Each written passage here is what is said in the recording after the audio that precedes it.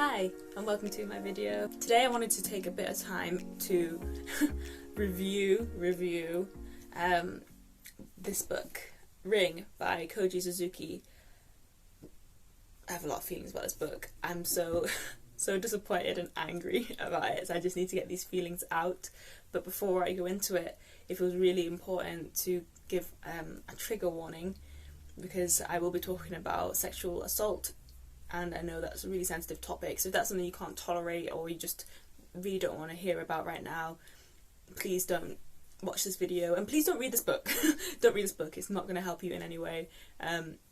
Look after yourself, that's more important than watching any videos or reading or taking in any sort of media. Your self-care is way more important, so go. If you are okay hearing about this, just be warned, it's going to be mentioned, and I'm not happy about it. So I started reading this book. I started reading this book not long ago, maybe like a week or two ago, and yeah, I was really excited actually. For those of you that don't know, this book is the source material for the very famous horror films, The Ring, which is the Western version, or the American version, and Ringu, which is the Japanese original. If you don't know the story, let me summarise. So, spoilers, I guess, if you haven't heard the story, or if you want to read the book or watch the films. I don't recommend reading the book, just go watch the films. So the plots follow your main protagonist, who is usually investigating mysterious deaths, and in doing so they stumble across a cursed videotape, and they watch the videotape like a fool. They watch the videotape, and after watching the videotape they get a phone call and they realise that they have 7 days to live, and at the end of 7 days they're going to die. This whatever malevolent force that's been killing all these other people is going to get them too. The only way to survive the curse is that if you get someone else to watch the videotape, and they have to find someone else to watch the videotape as well, and kind of like the film It Follows, if the person that's already watched the videotape dies, then it comes back to you. So it's a similar concept to It Follows, but instead of like a haunted or cursed STI, it's a cursed video. The general plots of the films and the book is the protagonist is trying to find a way to stop the curse, because they don't want to die. They want to stop it, they want to understand it, they want to know where it's come from. So we usually follow them along on this journey as they are desperately trying to survive. And the book is the same, as far as I'm aware. In the book we follow Asakawa, and just so you know, I might get some of the names wrong there. It is a translated Japanese text, so my bad if I don't pronounce something right. But yeah, we follow Asakawa. Asakawa is a journalist and a piece of shit. He is awful. He's very self-centered. He's very rude and to other people, and very impatient with people. He treats his wife and child like they're the biggest inconvenience of his life. And he's just so self-serving. In this book, he starts investigating the deaths of four teens who all died at exactly the same time. One of which was his niece. He doesn't give a fuck that it's his niece. He doesn't care. And he just thinks it's so mysterious, and he really wants to figure out the mystery. And in doing so, he gets caught up. In it, he comes across the tape, he watches it, it's filled with dread, gets the phone call, realises he's got 7 days to live, and panics. That's essentially what happens. That's what drives the plot. This is where I get into issues. The main character is an arsehole. I don't think we're supposed to like him. I'm assuming it's intentional that he's not likeable. I was hoping that it was done so that there will be some sort of character arc where maybe he realises how much he loves his wife and child, and that maybe he shouldn't be such a dick. That isn't present as far as I'm aware. And I don't mind having like morally grey characters. I don't mind having unlikable characters. Sometimes that can be really interesting, having a character that you love to hate, or just like, yeah, just despise. This ain't it. He's just a dick. But I was like on board with it. I was like, fine, whatever, I can deal with this. The issue for me came in when he decides to, ask his friend called Ryuji for help.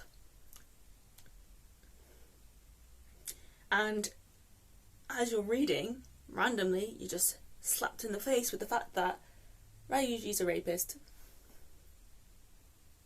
It comes out of nowhere for no reason. Asakawa was just reminiscing about how him and Ryuji became friends. They became friends when Ryuji, at school, when they were teenagers, when Ryuji just comes up to him and just like, dude, I raped a woman last night. And Asakawa was like, great, let's be friends. And I was just so...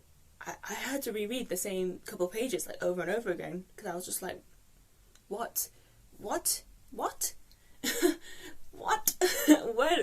Where does that come from? What the fuck? What the fuck? I literally have no words. It comes out of nowhere. And the problem with that is that it has absolutely no bearing on the plot whatsoever. It has no bearing on the plot. It means nothing. It's just there for shits and giggles.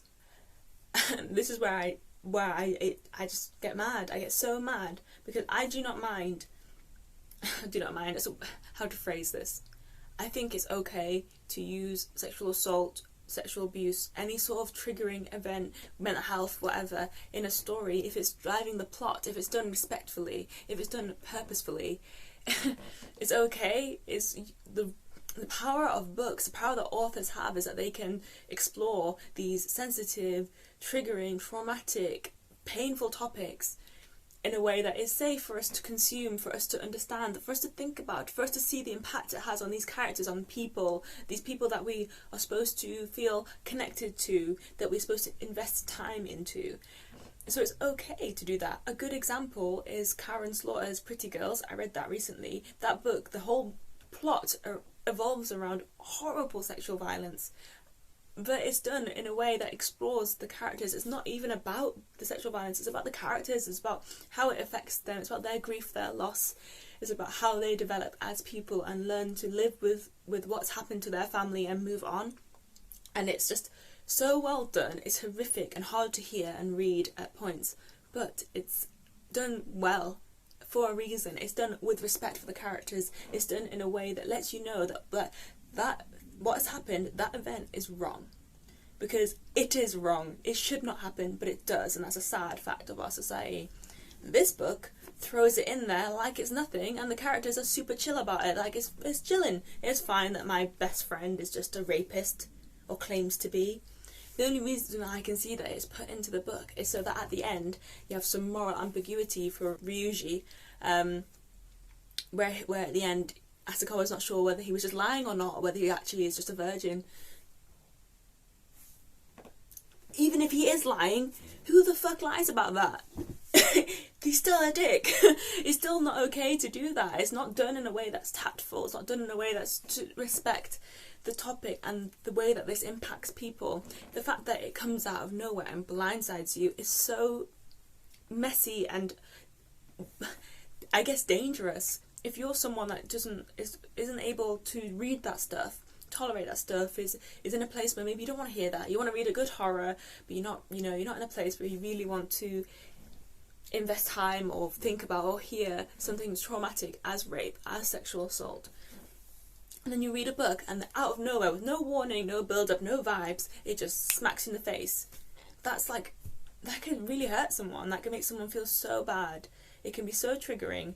And these topics, whether it's mental health, whether it's sexual abuse, whether it's violence, anything, death, all these topics should be handled with respect for the characters, for these people that we're supposed to invest time into, for us who are consuming this. Oh my god. I just can't even fathom what made the author decide to do that in such a disrespectful way for no reason. And the fact that it's not like, it's barely touched on, there's something wrong, it's just there, and the main character's like, oh, shocked, and then is okay with it, and he just allows his friend to do it, and he just doesn't do anything. It's just beyond me. It made me so mad. At that point I was like, fuck this book, I'm not investing time into this piece of shit. I got this for like £2 second hand, and I'm so glad that I didn't invest more money into this. I do not support anything where they use really important topics for shits and giggles. I don't even know why he put it in there. It's unnecessary. I'm just so mad about it. I'm just so mad about it. So this is just a rant, to be honest, about how mad I am. And I feel like this happens frequently, where I feel like certain topics aren't handled well in the media that I consume, or, you know, women are written terribly. Like in this book, the women in this book are written so badly, written so poorly. Like, come on, do better. You owe it to your readers, you owe it to people to do better. Oh my god, you have so much potential to influence people, to influence genres. Like how influential were the Ring films, you know? How much influential was this book? It was originally published in Japan in the 90s, and then published in America, in the 2000s or something, and it is set in the 70s.